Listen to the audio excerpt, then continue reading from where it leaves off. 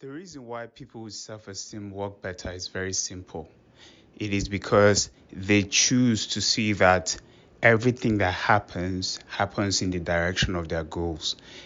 Anything outside of that, we start to worry about the past, what happened yesterday, and what could we have done differently, or we start to project into the future and begin to worry and become anxious about things that we don't know would happen or if they will not happen yet.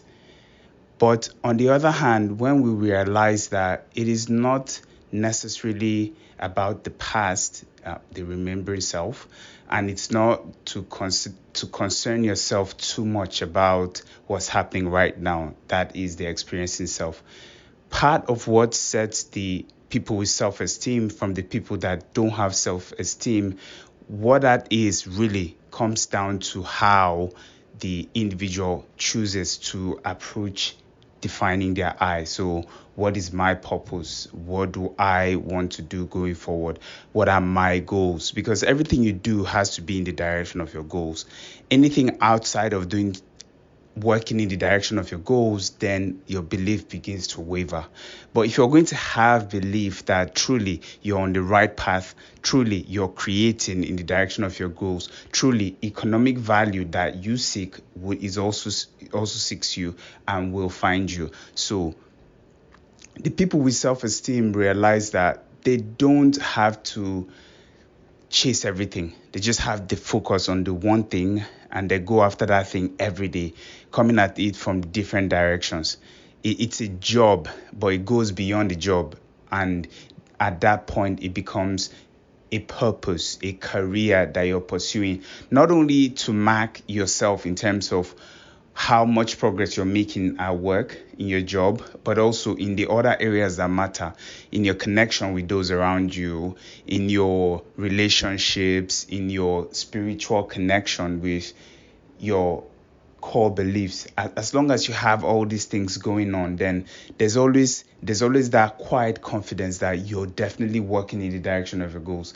The opposite is unbelief. The opposite is not believing that truly you are on the path. And that's why we need to let ourselves go. One needs to let themselves go.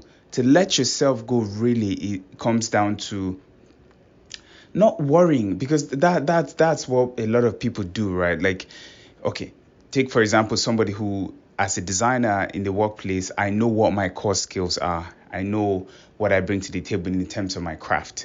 That will never change. But also, there's also other aspects of being in the workplace that I need to manage, and all of this takes skills. All of this takes processes. Not having belief is thinking that even though I have all these skill sets, all of these skill sets are not enough to actually make a career out of design.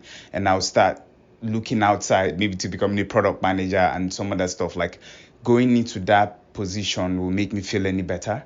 There's no real difference, as long as you understand what your systems are, what the first principles are with your craft, and as long as you have those core attributes to yourself which comes with your craft, then you don't have to really worry about if you're making progress as a designer or not, because trends come and go, but first principles stay the same. So people with self-esteem put their trust in first principles.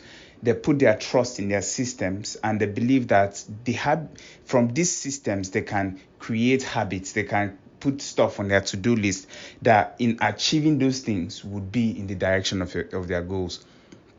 And so that's where I would say is the difference. I would say that is what I would say is the difference between people with self-esteem and people without self-esteem. People with self-esteem believe in their goals. People with self-esteem believe in the systems that their goals are on top of. And out of those goals, out of those systems, they come up with activities and put on their to-do list that would serve them in the direction of their goals. I hope you're able to pick something from this one. Catch you in the next one.